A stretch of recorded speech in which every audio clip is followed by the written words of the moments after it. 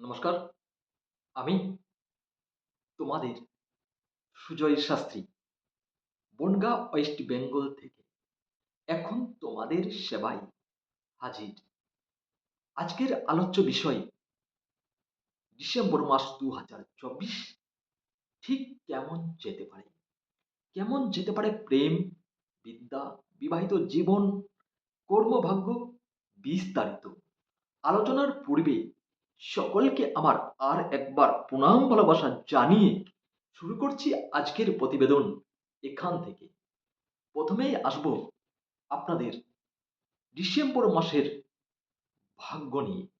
ভাগ্য আপনাকে কতটা সাপোর্ট করবে, ভাগ্য আপনার পাশে থাকবে কিনা। আসুন, নবম ভাব, নবম ভাব থেকে বিচার করা হয় ভাগ্য।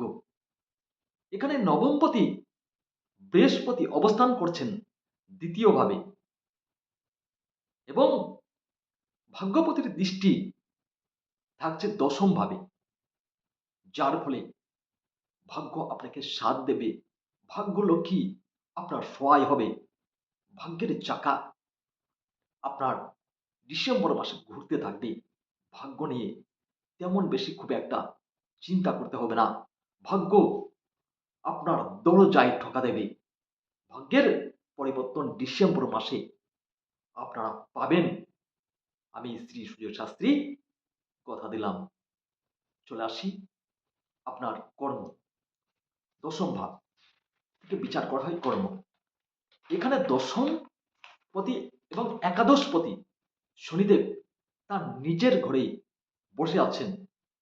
ইতিমধ্যে আপনারা শুনেছেন শনিদেব বক্রী থেকে মার্গী গতিতে ফিরেছেন, যার ফলে কর্মে সফলতা আসবে, কর্মে মন বসবে এবং যারা এতদিন কর্ম খুঁজে পাচ্ছিলেন না এবং বেকার অবস্থায় ছিলেন তাদের শনিদেব কর্ম জোগাড় করে দেবেন। কর্ম সংস্থান হবে। কর্ম নিয়ে আপনাকে বেশি চিন্তিত হতে হবে না। শনিদেবের কৃপায় আপনি কর্ম লাভ করতে পারেন। কর্মে একাগ্রতা আসবে, কর্মে সফলতা আসবে। চলে আসি আপনার বিবাহিত জীবন, ডিসেম্বর মাস, সপ্তম ভাব। সপ্তম ভাব থেকে বিচার করা হয় বিবাহিত জীবন। এখানে সপ্তম পতি শুক্রদেব অবস্থান করছেন দশম ভাবে এবং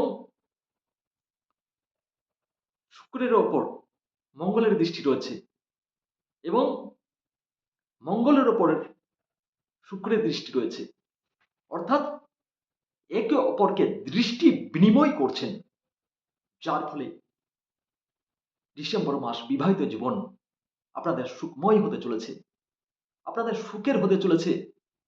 একে অপরের প্রতি আপনাদের ভালোবাসা বাড়বে, মধুরতা আসবে এবং একে অপরের প্রতি গ্রহণযোগ্যতা, বিশ্বাসযোগ্যতা বাড়তে থাকবে। এই সময় দেখবেন আপনাদের জীবনে ছোটখাটো ভ্রমণ হতে পারে এবং ভ্রমণে যে আপনারা আনন্দ উপভোগ করতে পারেন। তাহলে বিবাহিত জীবন ডিসেম্বর মাস সুখের সাগরে ভাসতে চলেছেন, সুখময় হতে চলেছে। ডিসেম্বর মাস বিবাহিত জীবন আপনার 100% সুখময় হবে এবং ভ্রমণ পর্যন্ত হবে। ভ্রমণ যে আপনারা আনন্দ উপভোগ করতে পারবেন। চলে আসি আপনার প্রেম জীবন, পঞ্চম ভাব। পঞ্চম ভাব থেকে বিচার করা হয় প্রেম। এখানে মেষ রাশি, মেষ লগ্ন সাপেক্ষে পঞ্চমপতি রবিদেব বসে আছেন অষ্টম ভাবে, যার ফলে প্রেমে এই সময় আপনাদের একটু ডিস্টার্ব দেখা দিতে পারে। প্রেমে ততটা বেশি সাপোর্ট না করলেও প্রেমের মধ্যে কিন্তু একটা মধুরতা থাকবে। বিশেষ করে 15ই ডিসেম্বরের আগে পর্যন্ত যতটুকু ডিস্টার্ব দেখা দেবে, 15ই ডিসেম্বরের পর প্রেম জীবন আপনাদের ভালো হতে চলেছে। প্রেমে একে অপরের প্রতি ভালোবাসার সৃষ্টি হবে। একে অপরের প্রতি মনোমালিন্যটা দেখা দেবে। প্রেম সম্পর্ক ডিসেম্বরের মাঝামাঝি সময় থেকে আপনাদের খুব ভালো হতে চলেছে। চলে আসি আপনার বিদ্যাভাব, চতুর্থ ভাব। এখানে চতুর্থ ভাব পড়েছে কর্কট রাশির ঘরে, যার অধিপতি চন্দ্র 2.5 দিন অন্তর ঘর পরিবর্তন করেন। মঙ্গল এখানে নিচস্থ হয়ে আছেন, যার ফলে বিদ্যা ততটা বেশি মন বসবে না। পড়াশোনার প্রতি অনীহা, অলসতা দেখা দেবে।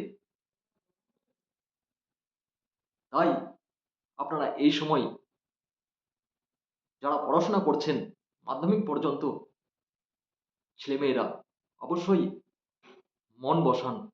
অবশ্যই যতটুকু পড়ছেন তার থেকে আরো বেশি বাড়িয়ে দেন।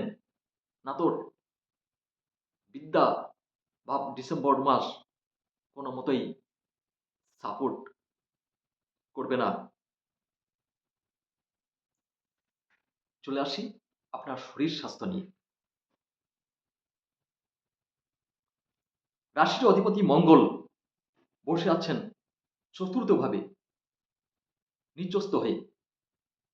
মানসিক দিক থেকে বেশি কাজ করবে না এবং অলসতা ভাব আসবে। চতুর্থ ভাবে শুক্র এবং রাহুর দৃষ্টি পড়েছে।